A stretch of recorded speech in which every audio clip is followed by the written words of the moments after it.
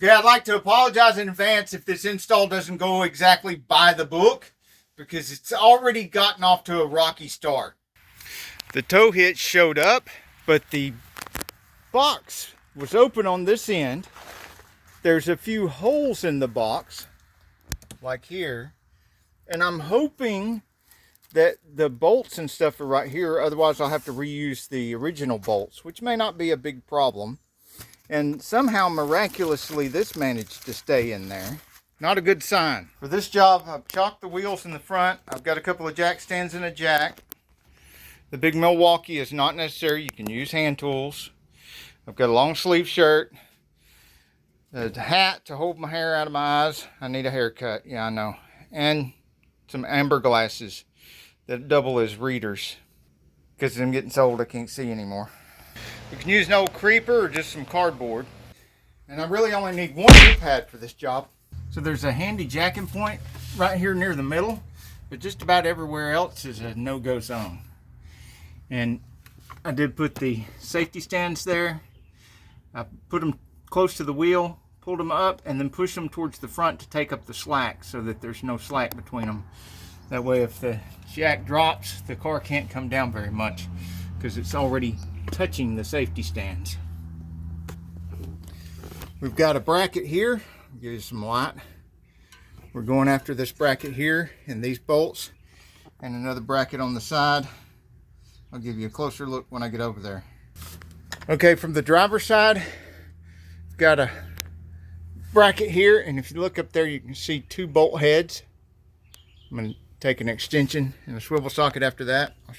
I'll tell you what the size is when I get up there.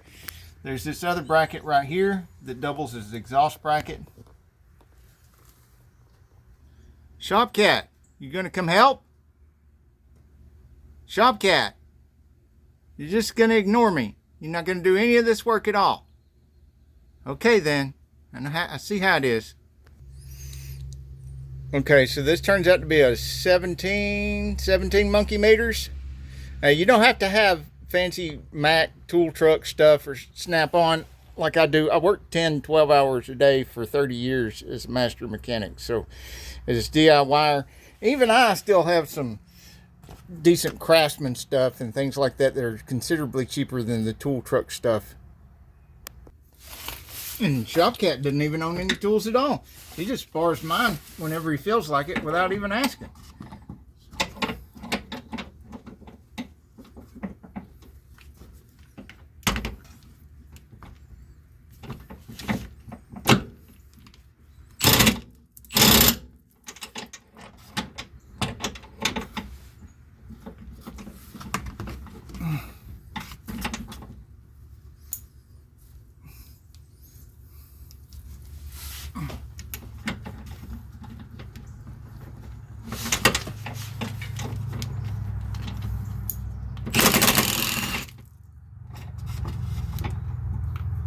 Don't hit me in the head. There we go. So, there's one.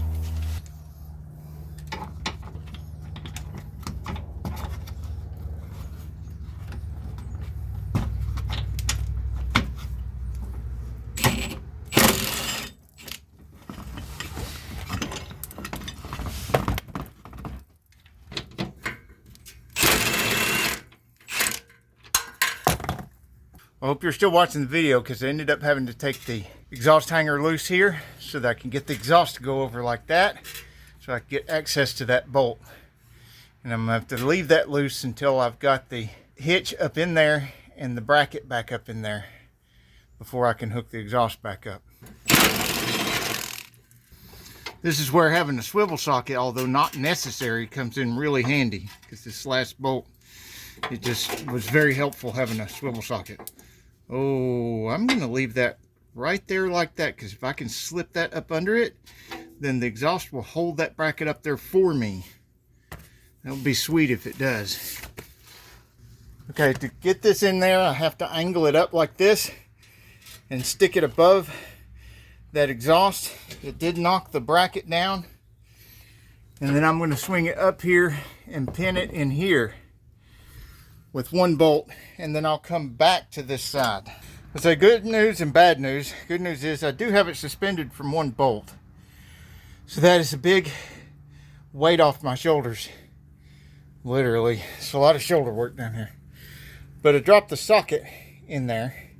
So it's in this plastic. And it's over here. You can see the edge of it.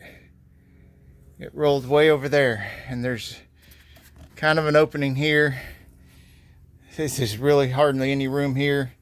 I may end up having to take all this plastic off to reach in there and regain my socket. Meanwhile, I'm going to try to get most of this done and try not to drop a handful of sockets in there. It did come with longer bolts, which is good for this side because it's going through 2 brackets instead of 1. But I'm pretty much working blind here because it's Georgia and there's a lot of humidity. And these glasses are fogging up, but there's so much crud falling down in my face that I can't really do this without safety glasses on. And I can't see through the fog on the safety glasses. And bracket's not cooperating. It needs to turn around.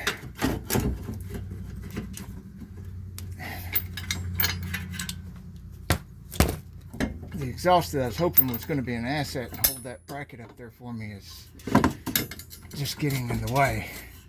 Very much in the way.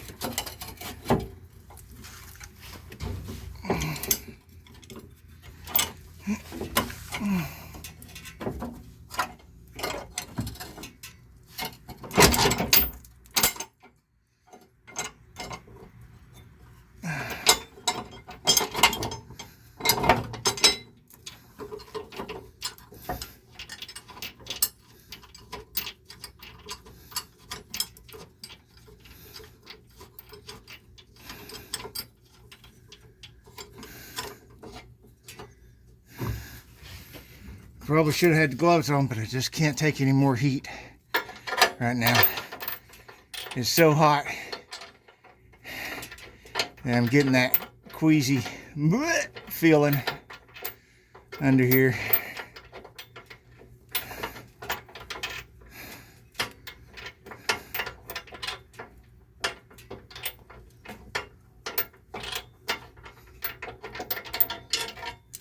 And even though I'm following the rule of not tightening anything before getting all of the bolts started, I'm still having a little trouble getting this 3rd bolt lined up and started. Still only have 1 bolt in the other end, and I have the 1 bolt started over here, and this 3rd bolt is not wanting to start. Looks like it's not lined up right.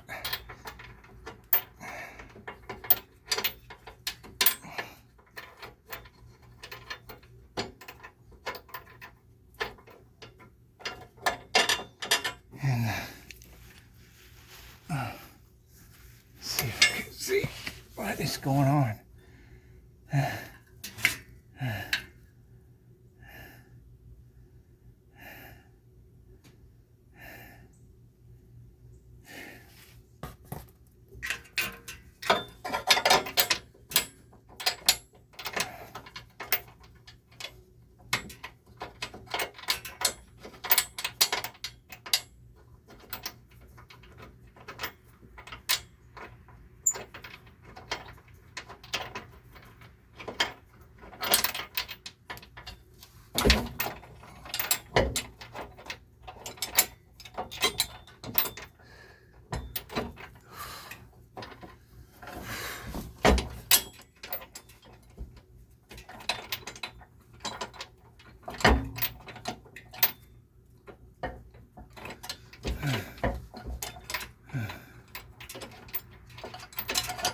Oh, thank God it finally started. Okay, so that seems to be all the things that I could find that I could warn you about on that install. My recommendations: number 1, don't do anything I do in my videos.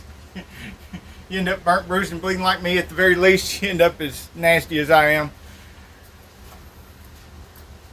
But if you make more than $15 an hour, work a couple hours overtime, go to U-Haul and let it be their problem. Unless you've got a lift, you can just stand there comfortably. In that case, it's only 4 bolts. And you would still want to have like a helper to hold it for you while you get the first bolt started. Because me having to do that and one shoulder up and that on the ground, that was the pits, man. 97 degrees in Georgia didn't make it any better. So if you got a nice cool place to work with a lift and a buddy, great. It's just 4 bolts. On the ground, 97 degrees in Georgia, by yourself, it's a whole nother world. Work a couple of hours overtime. Pay somebody else to do it for you. Any thoughts? Put them in the comments below. Oh, in next video on this, I'll be putting in a 7018B touchscreen stereo, which is very affordable stereo. And I've got a little kit that makes it fit for the Prius. We'll see how it works. If it does work, then we don't have to buy one of those $300-400 made for the Prius stereos. I'll put a link in the description below. In case you're still here and you're wondering, I did go back and tighten up all 4 of those bolts. I did hook the exhaust back up, bracket back on, and I managed to fish that socket out from underneath that plastic with a magnet, this magnet. Hey, if you like this video, we got a whole lot more. We got tool reviews, we've got repair videos, we've got show car videos, hot rods, mod rods, you name it. If it's got wheels on it and an engine, it's probably on this channel. So subscribe, like, and binge watch Zane Auto. Do not attempt anything you see or hear in this video. Serious injury or death may occur. Zane Auto and or Victor Zane cannot guarantee against improper use or unauthorized modifications of this information. Zane Auto and or Victor Zane assumes no liability for property damage or injury incurred as a result of any of the information contained in this video. Use this information at your own risk. Zane Auto recommends safe practices when working on vehicles and or with tools seen or implied in this video. No information contained in this video shall create any expressed or implied warranty or guarantee of any particular result.